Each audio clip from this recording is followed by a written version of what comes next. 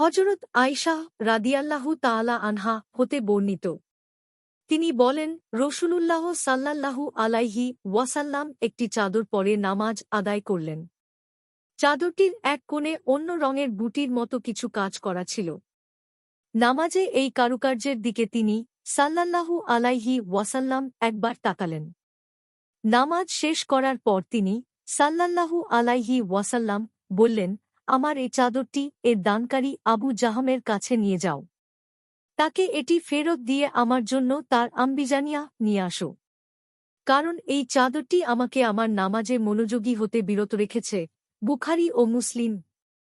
বুখারীর আর এক বর্ণনায় আছে, আমি নামাজের চাদরের কারুকার্যের দিকে তাকাচ্ছিলাম, তাই আমার ভয় হচ্ছে এই চাদর নামাজে আমার নিবিষ্টতা বিনষ্ট করতে পারে।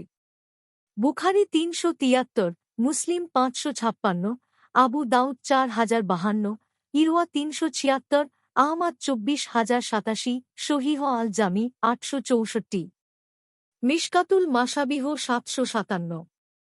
হাদিসের মান সহিহ।